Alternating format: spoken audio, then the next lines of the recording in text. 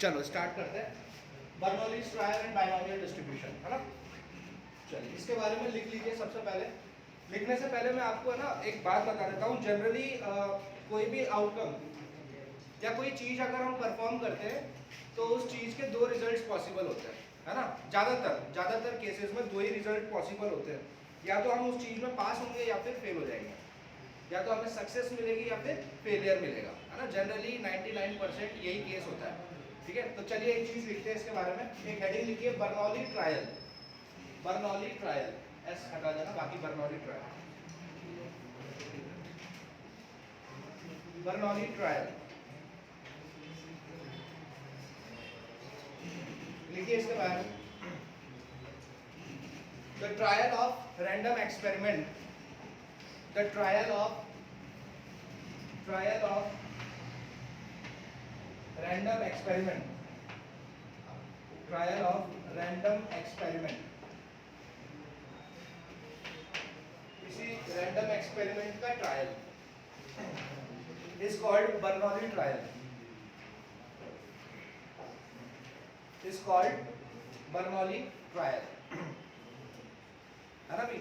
किसी भी random experiment का अगर हम ट्रायल लेते हैं तो वो ट्रायल क्या कहलाता है? बर्नौली का ट्रायल कहलाता है।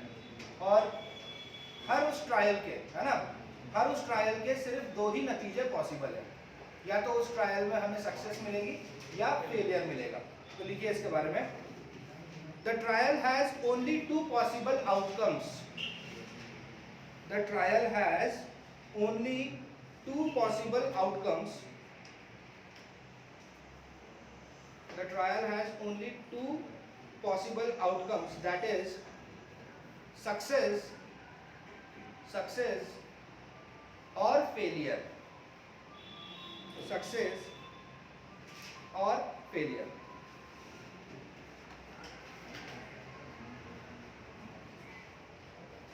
ठीक है। अब देखिए बाइनोमियल डिस्ट्रीब्यूशन,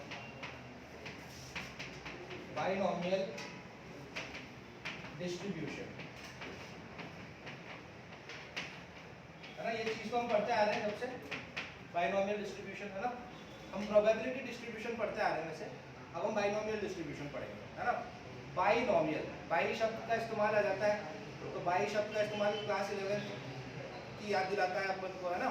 बाइनोमियल में a प्लस बी की पावर n का एक्सपेंशन किया था हमने, याद होगा आपको, a प्लस बी की पावर n। बाइनोमियल में हमने ये सिखाया था कि चाहे पावर दुनिया में कुछ भी हो, अब आप इसको खोल सकते हो, है ना। होल स्क्वायर, होल क्यूब तक तो हमने 8वीं तक पढ़ा है, लेकिन बाइनोमियल में हमें बताया कि दुनिया के कोई भी नेचुरल नंबर के लिए आप इसको खोल सकते हो, है ना। a प्लस बी की पावर n का एक्सपेंशन क्या होता है? nc0 a की पावर n से स्टार्ट होता है, nc0, फिर आता है nc1 a की पावर 1 कम हो गया और b प्रकट हो गया, फिर आता है nc2 a की पावर n माइनस 2 b का स्क्वायर, और ये सिलसिला चलता जाता है ncn तक b की पावर n तक। ये हमें बाइनोमियल ने सिखाया है ना, ठीक है। तो बाइनोमियल डिस्ट्रीब्यूशन के बारे में लिखेंगे।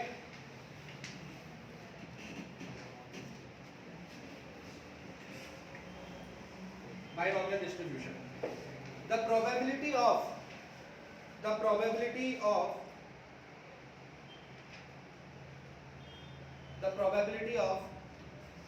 x, छोटा x, द प्रोबेबिलिटी ऑफ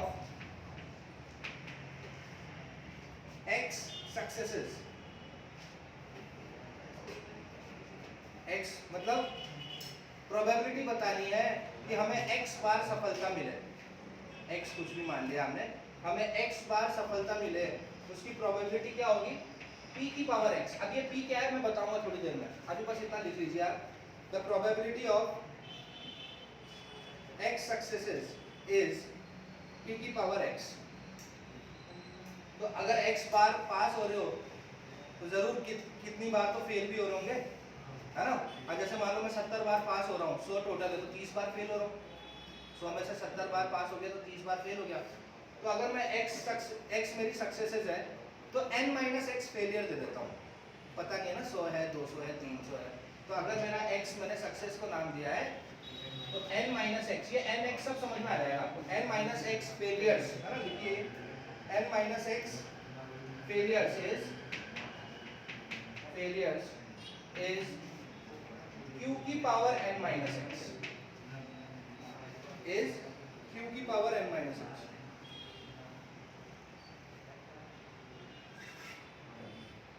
है ना?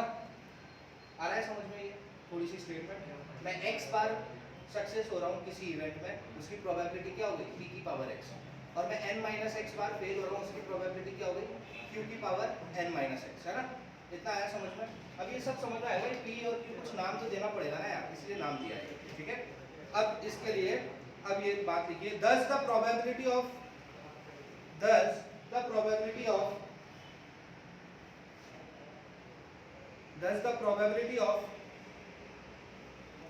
x successes, thus the probability of x successes in n Bernoulli's trial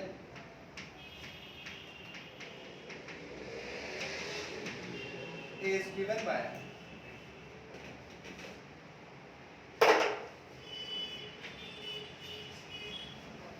समझो इसको, क्या बोला है इसने? प्रोबेबिलिटी। किसकी प्रोबेबिलिटी? x बार सफलता मिले उसकी प्रोबेबिलिटी। कितने में से? अगर मुझे n मौके दिए गए, n बर्नौली ट्रायल, समझ में आ रही है ना स्टेटमेंट? बहुत आसान है। is given by probability of, इसकी हम बात कर रहे हैं x इक्वल्स टू एक्स आई, है ना? is equals to, अब ध्यान से देखना, अब आएगा वो परम्यूटेशन कॉम्बिनेशन वाला। मौके कितने हैं हमारे पास टोटल बर्नौली ट्रायल?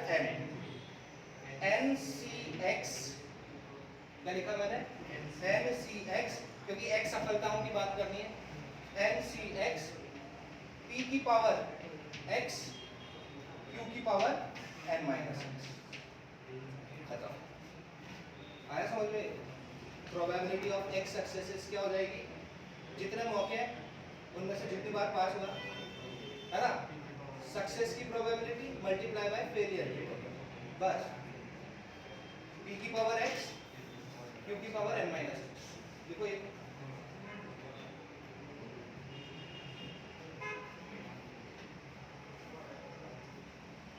है ना। अब एक छोटी सी चीज, ये नोट, ये सबसे इंपॉर्टेंट, मतलब इसी में पूरा हमारा चैप्टर चलेगा। इसको आप नोट कर लीजिए, ये हमारा सबसे स्टैंडर्ड फॉर्मूला है एक तरीके से।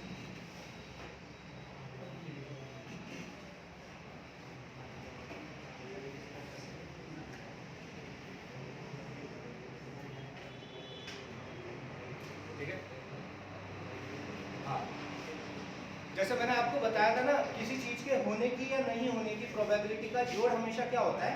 1, है ना? कोई चीज होगी या नहीं होगी उसकी प्रोबेबिलिटी 1। मैं अगर कोई टारगेट है, उस टारगेट को मैं हिट करूंगा, उसकी प्रोबेबिलिटी है 0.3, तो उसके ना हिट करने की प्रोबेबिलिटी हो जाएगी 0.7, है ना? कोई टारगेट को हिट करूंगा, उसकी प्रोबेबिलिटी 0.3 है, तो हिट नहीं कर पाऊंगा उसकी क्या हो जाएगी? एक में से घटा दो ना, है ना? तो success plus failure is always equals to 1। ये याद रखिए, मतलब p प्लस q का जोड़ हमेशा क्या होगा? 1 होगा। तो नेक्स्ट चीज ये लिखिए, the probability of success, the probability of success is known, the probability of success is known and remains the same,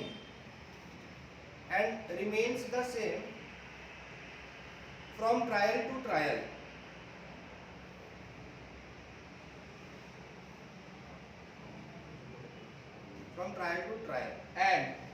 and p plus q is always equals to 1. p plus q is always equals to 1. p plus q हमेशा 1 होगा क्या? p ऐसा हो सकता है -0.1 plus 1 is equals to, sorry, -0.1 plus 1.1, ये 1 होता है ना? वो होता है कि नहीं होता है? क्या ये हो सकता है ऐसा? क्योंकि किसी भी चीज की प्रोबेबिलिटी नेगेटिव नहीं हो सकती और किसी भी चीज की प्रोबेबिलिटी 1 से अधिक नहीं हो सकती, तो ये तो गलत बात है। ये पॉसिबल है? बिल्कुल पॉसिबल है ना? बात आ रही है समझ में? This is not possible, this is possible. क्यों पॉसिबल नहीं है ये? अब आपको रीजन इतना तो समझ में आना चाहिए, प्रोबेबिलिटी नेगेटिव नहीं हो सकती, प्रोबेबिलिटी 1 से ज़्यादा नहीं हो सकती। ये नहीं कि कुछ भी करके जोड़ 1 आना चाहिए, ऐसी बात नहीं है। ऐसे नहीं है कि आपको कुछ भी करके जोड़ 1 लेके आना है ना। जोड़ जो लाना है 1 तो होना चाहिए, लेकिन दोनों चीज़ें 1 से छोटी होनी चाहिए। अरे बात समझ में? तो लिख लो ये p + q 1 तो होता है, लेकिन यहाँ ध्यान रहे p जो है वो 0 से 1 के बीच में है ना। p जो है 0 से 1 के बीच में हो, ऑटोमेटिकली अगर ये 0 से 1 के बीच में होगा तो q भी क्या होगा, 0 से 1 के बीच में ही होगा, है ना। ये लिखिए। कभी कभी सवाल में आपको है ना, कभी कभी सवाल में आपको सक्सेस दे रखा होगा, इनमें से कोई एक चीज दे रखी है तो ऑटोमेटिकली दूसरी आपको पता होनी चाहिए। आ रही बात समझ में?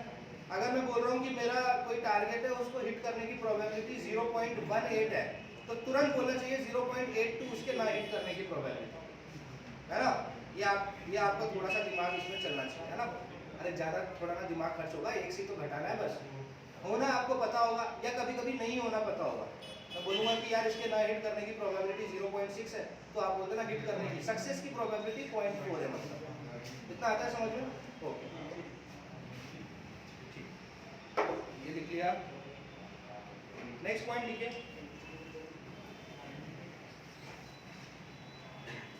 The experiment called the binomial experiment. The experiment called the binomial experiment. The experiment called the binomial experiment consists of a fixed number. Consists of a fixed number.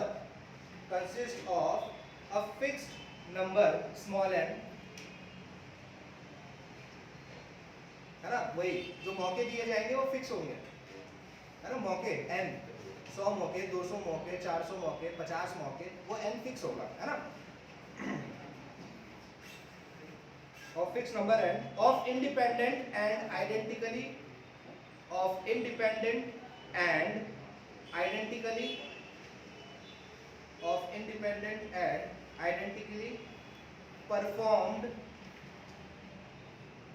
performed Bernoulli's trial.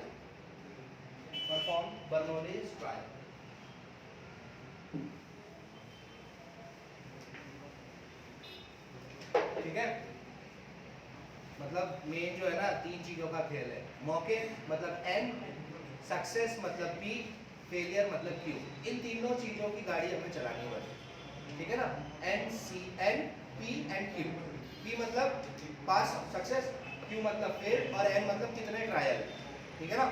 Okay, अब ये तो चीज लिखी थी ना मैंने, ये probability of x equals to xi is equals to ncx, है ना।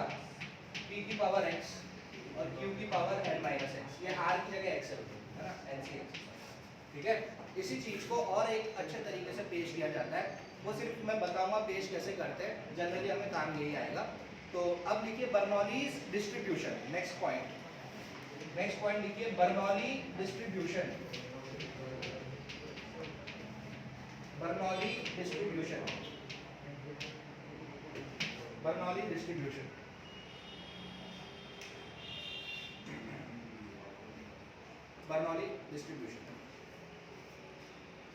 अब लिखिए इसके बारे में। A discrete random variable x, RVX लिखिएगा। A discrete random variable x, a discrete random variable x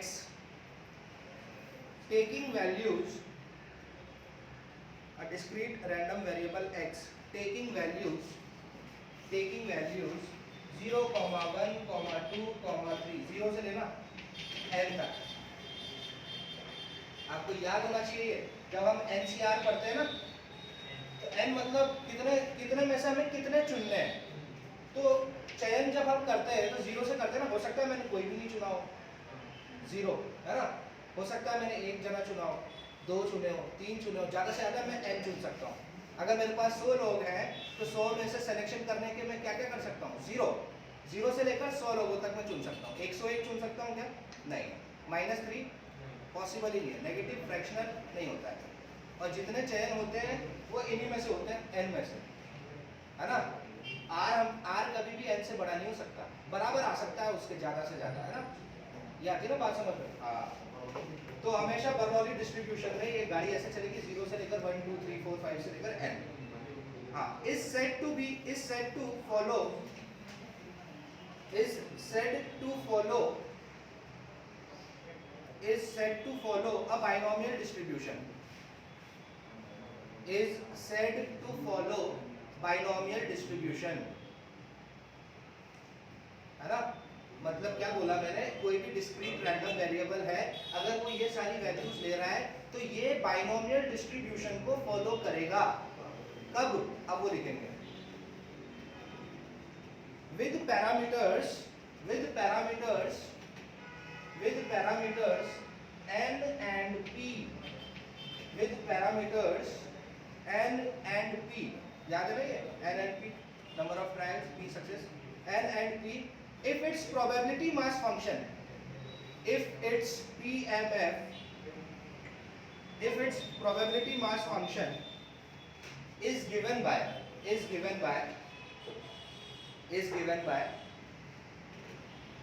अब देखना ये जो चीज है ना, इसी को लिखूंगा मैं, बस तरीका अलग होगा। is given by ऐसे, probability of x is equals to xi, मतलब probability of x की बात कर रहे हैं, probability of x is given by ऐसे, ncx को ऐसे लिखते थे n और x। याद है आपको मैंने एक क्वेश्चन करवाया था, प्रोबेबिलिटी में, अगर आपको याद हो तो, अगर ऐसे मैंने लिखा था, अगर ऐसा लिखा हो तो इसका मतलब समझ जाना एक कॉम्बिनेशन हो रहा है। याद है? आप देख लेना नोट में, मैंने शायद लेक्चर 1 या लेक्चर 2 में ये इस तरीके का सवाल करना, तो बिल्कुल इसी की तरीके से देखिए इसको। अरे यार यही तो है ये NCH, है ना। इसको ऐसा लिखा, बस p की पावर x लिख दिया, q की पावर n, अरे कुछ नहीं किया, बस ऐसे लिख दिया बस। हाँ बस वही तो है, यही है ना।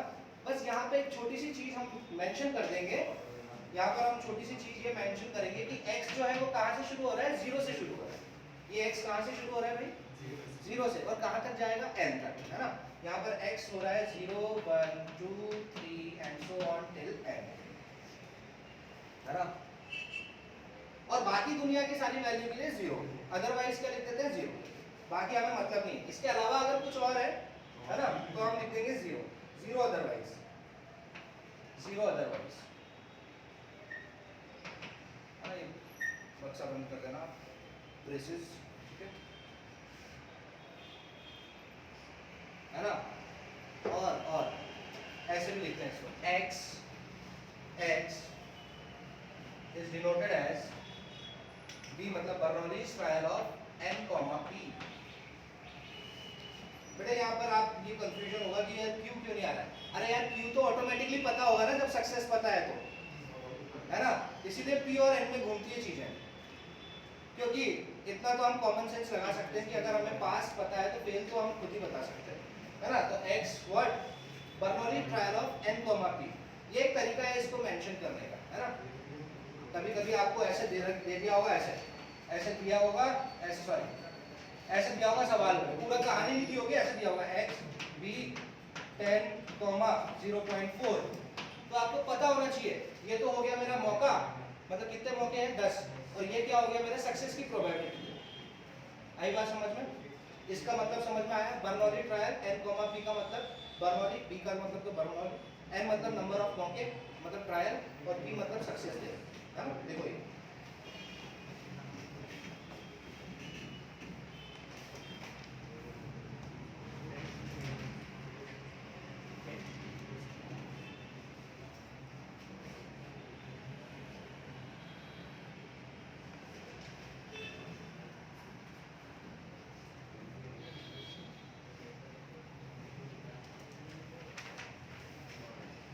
एक और मजेदार चीज देखते हैं।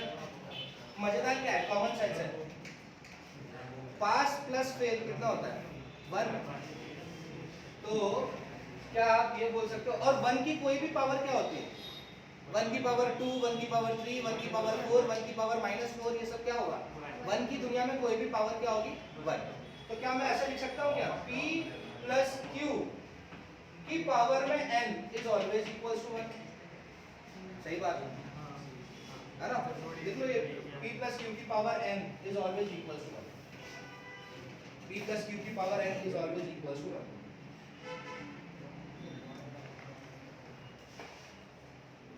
अरे बात समझ में? चलिए अब एक क्वेश्चन करें। लिखो क्वेश्चन लिखो।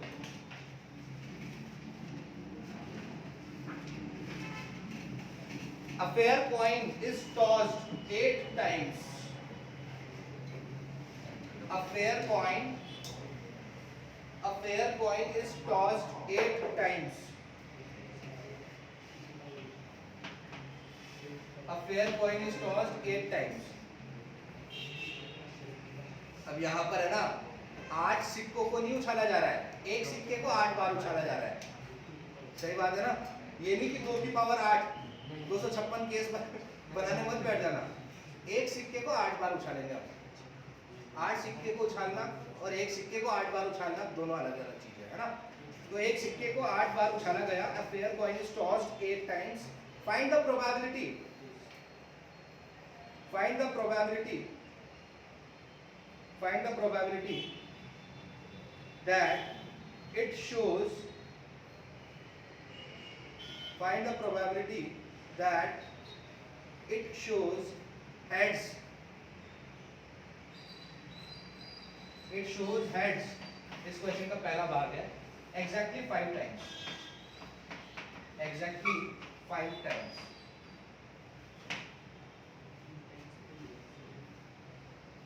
Exactly 5 times. अब मेरी बात सुनिए यार। सबसे पहली चीज 8 टाइम्स, यानी यहाँ क्या दे रखा है? नंबर ऑफ ट्रायल, कि कितनी बार उसने ट्रायल लिए।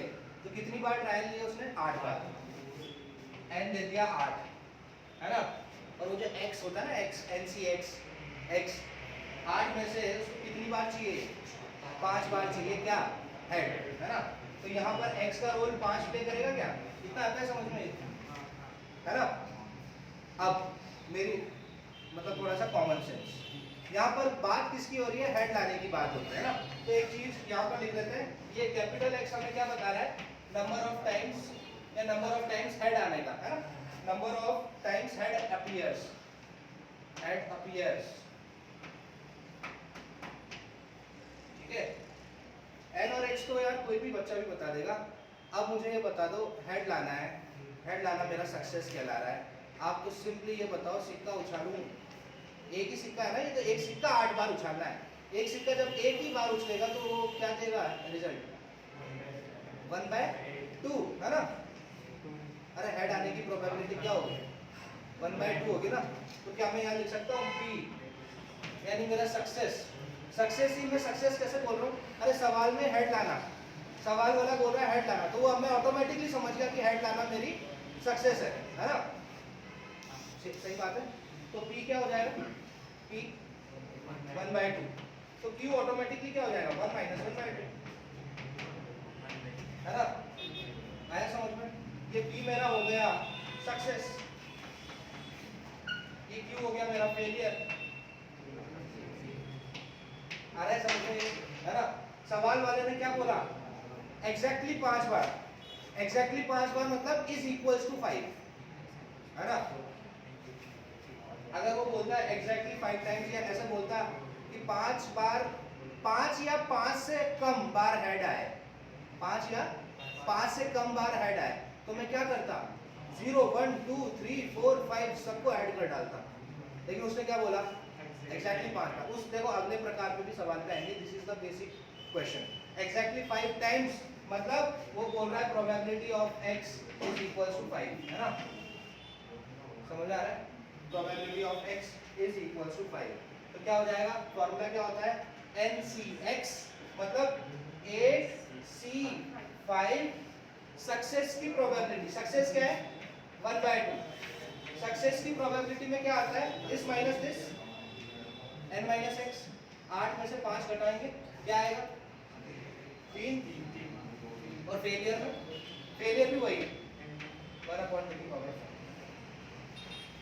आया समझ में है ना? हमेशा ये बात ध्यान रखना, ये सक्सेस और ये फेलियर, इन दोनों के ऊपर जो पावर होगी ना, उन पावर का जोड़ क्या आना चाहिए, जितने मौके उतना आना चाहिए। इन दोनों की पावर का जोड़ कितना है, 3 में 5 जोड़ के कितना आता है, वही तो है ना, 8 ही तो मौके, ठीक है ना। और इन दोनों का जोड़ कितना है, 1। अरे है कि नहीं है, इन दोनों का जोड़ 1 और इन दोनों का जोड़ मौके, है ना। अरे बात समझ लो। हाँ, तो क्या मैं अपनी समझदारी से इसको ऐसे लिख सकता हूँ, 8c5 1/2 की पावर 8 लिख ही सकते हैं ना भाई, पावर जुड़ जाती है ना अगर ये सेम होता है तो। हाँ, 8c5 को सॉल्व करो, 56 आता है इसकी कैलकुलेशन। तो बेटा बहुत ह्यूज आती है इसकी कैलकुलेशन, कभी कभी है ना आपको ऐसा कि 1/2 की पावर 20 भी आएगा, खोलने मत बैठ जाना उसको, वहीं छोड़ देना है उसको। जब कैलकुलेशन जब पावर 5 या 5 से अधिक आए तो उसको नहीं करने की जरूरत है सॉल्व। और अगर आपको लगता है कि हाँ मेरे पाले में है, मैं कर सकता हूँ, तो कर दो। जैसे मैं इसको तो कर सकता हूँ, 8c5 अभी अभी आपने बताया 56 और 2 की पावर 8 होता है 256, 256 है ना, और 1 की पावर 8 तो 1 ही होता है, तो 56 डिवाइडेड बाय 256 क्या बोलते हैं, यही होगा। तो 28/128, 14/64, 7/32, 7/32 आएगा इसका, 7/32 या हमारा एग्जैक्टली 5 टाइम्स है 0.218 है ना, 0.218। अरे समझ में नहीं आएगा यार, ये पी और क्यू तो हमें ढूंढ के लेके आना पड़ेगा ना। जैसे हेड टेल की बात हो रही है सवाल में, नंबर ऑफ मौके दे रखे, उसने बोला एग्जैक्टली 5 बार ऐसे, है ना। चलिए एक और सवाल करते हैं अब है ना, सवाल थोड़ा बताते हैं। अब मेरा सवाल ये है, ये पेंडुलम की तरह हिल क्यों रहा है, नीचे भी जाएगा। हाँ, अब ये देखो नेक्स्ट चीज ये है, आपको अगर मैं बोलूं एग्जैक्टली 5 टाइम्स का समझ में आया आपको, प्रोबेबिलिटी लिखिए, नेक्स्ट लिखिए प्रोबेबिलिटी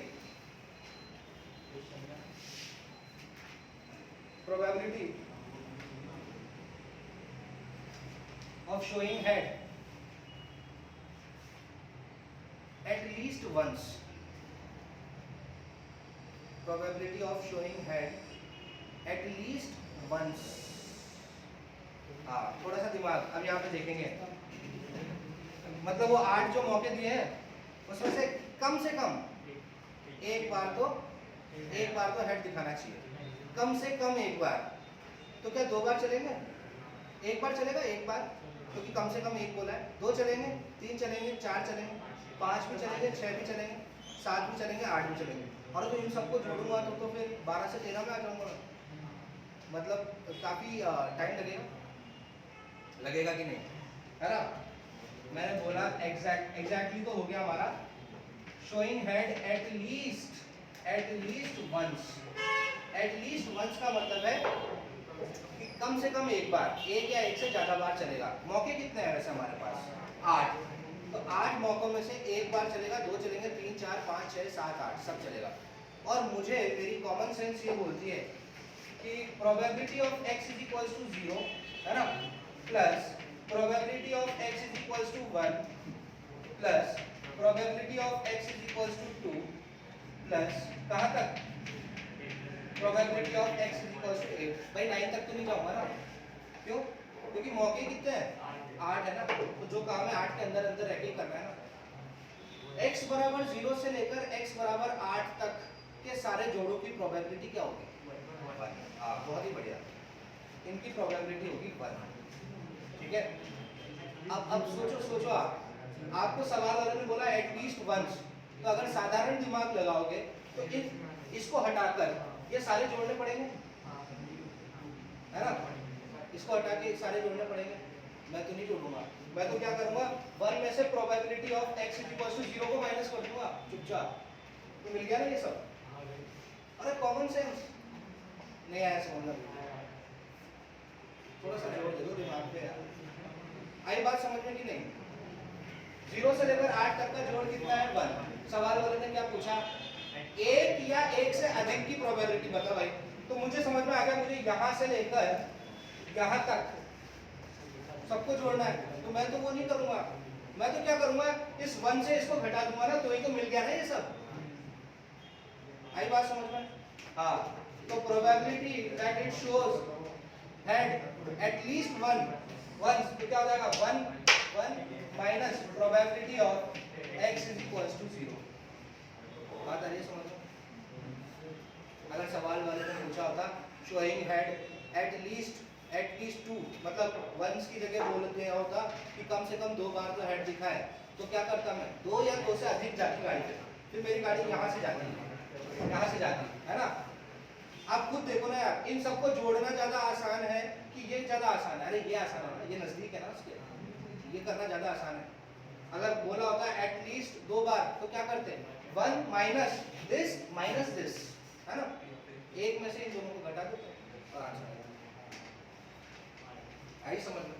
तो एटलीस्ट वंस की प्रोबेबिलिटी क्या हो जाएगी, 1 minus probability at x is equal to 0। वापस बताऊं, नहीं आया कि नहीं आया समझ में? तो ब्लैंक मत बैठे रहो यार। हाँ, एटलीस्ट 1 मतलब हो गया 1 minus probability of x is equal to 0। तो 1 माइनस 8c0 सक्सेस की पावर 8 माइनस 0 मतलब 8 फेलियर की पावर 0। हमेशा इनका जोड़ वही आएगा। अगर ऐसा नहीं आ रहा है तो समझ जाओ आपने भारी मिस्टेक कर दी है। इन दोनों का जोड़ बनाएगा और इन दोनों का जोड़ n आएगा, है ना। तो ये हो जाएगा हमारा 1 माइनस 8c0 1/2 की पावर 8। nc0 हमेशा n को होता है 1, है ना, nc0 और ncn हमेशा 1 होता है। तो आंसर हो जाएगा 1 माइनस 1/2 की पावर 8। ऐसे छोड़ोगे बिल्कुल पूरे मार्क्स मिलेंगे, कहीं कुछ नहीं कटेगा। और अगर स्मार्टनेस से अगर आप इसको सॉल्व भी कर दोगे तो भी कोई बात नहीं है। 255 डिवाइडेड बाय 256 ये हो गया आपका, ठीक है ना। ये हमारे पाले में इसको सॉल्व किया जा सकता है, ठीक है। दोनों आगे समझ में। इसका तीसरा भाग करिए, at most 3 times, at most 3 times.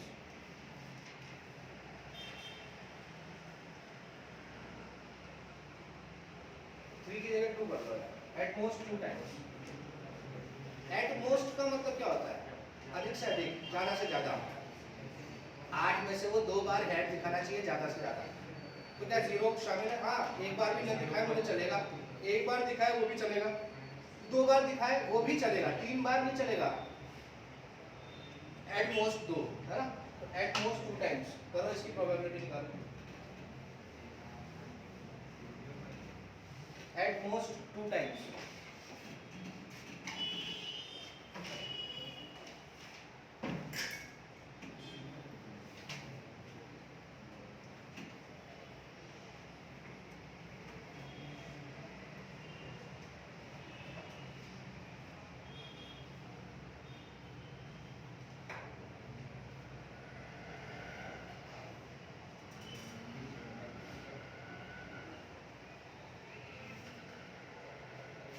At most 2 times.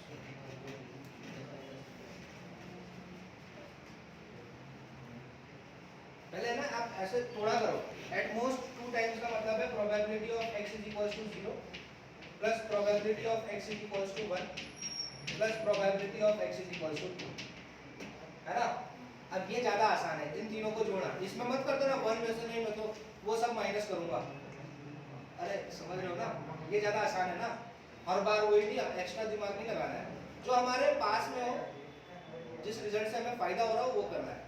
हाँ, तो एट मोस्ट 2 टाइम्स का ये हो गया 8, यहाँ पे करते जाओ 8c0 1/2 की पावर 8 1/2 की पावर 0 प्लस 8c1 1/2 की पावर 7 1/2 की पावर 1 प्लस 8c2 1/2 की पावर 6 1/2 की पावर क्या है,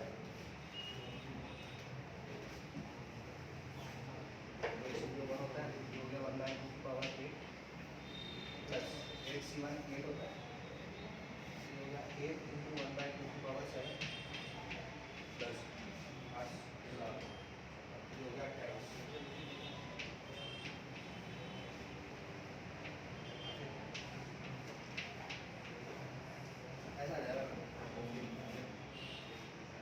ये आना चाहिए। इन सब में 1/2 की पावर 8 कॉमन है, 1/2 की पावर 8 इन सब में कॉमन है, तो अंदर हो जाएगा 1 + 8 + 28, 28 में 8 जोड़ा 36 में 1 जोड़ा 37, ये आना चाहिए, है ना। तो आंसर होना चाहिए 37 / 256, ये आंसर है। क्या ये आंसर ऐसा आ सकता है क्या? कभी आंसर ऐसा आ सकता है क्या? क्या हो गया ये? 1 से अधिक हो गया है, इम्पॉसिबल। अगर ऐसा कभी आंसर आ रहा है तो समझ जाना या तो आपने कैलकुलेशन में गड़बड़ कर दी है भारी वाली, है ना, मतलब आप ही ने गलती करी है इन शॉर्ट। अगर इस तरीके से आंसर आ गया तो वो गलती फिर आपको रेक्टिफाई करनी पड़ेगी। अरे है कि नहीं मजेदार? इजी है, बहुत इजी। 3 नंबर बोनस है यहाँ पर, है ना, इसी पैटर्न पे सवाल आया। चलो इसी का एक और पार्ट, कितने कर लिया हमने? 1 2 3 हो गए, 4 3 हो गए क्या? तो चौथा करो इसका।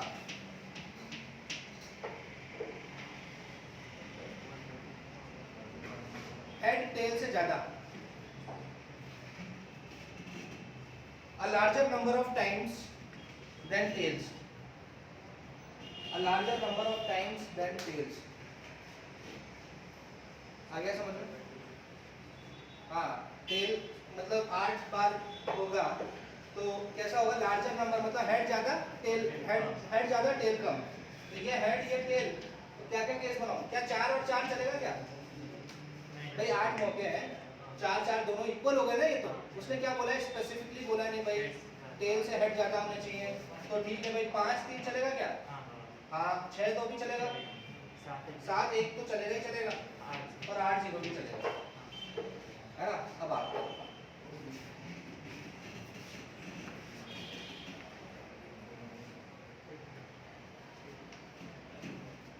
मतलब इन शॉर्ट आपको प्रोबेबिलिटी निकालनी है of x lesser than equals to 5, right, है ना। Sorry greater than equal to 5 नहीं आया समझ में?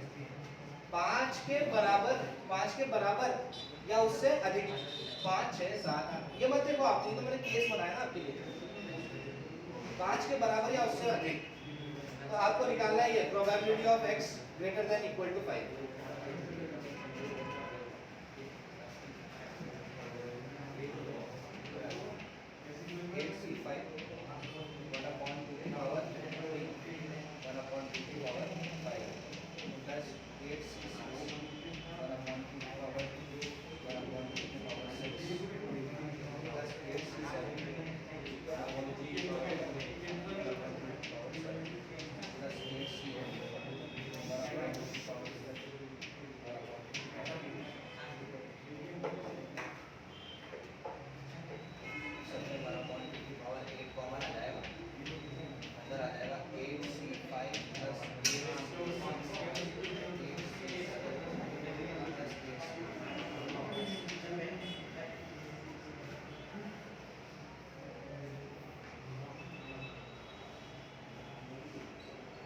समझ में आ रहा है?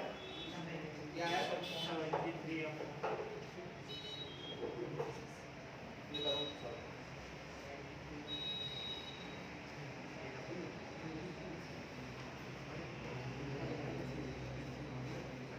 देखो ये आ रहा है क्या ऐसा? अब है ना, अगर आपको याद हो मैंने 11th में आपको एक चीज पढ़ाई थी ऐसी, NCR प्लस NCR+1 है ना, is always equals to N + 1 CR+1। क्या है क्या सर? एक मतलब ये देखो, ये और ये सेम है और इन दोनों में अंतर कितना है? 1 का, है ना। तो ये और ये सेम है, तो ये कितना बन जाएगा? 9, और इन दोनों में बड़ा कौन है? 6, तो 9C6 हो जाएगा, ठीक है।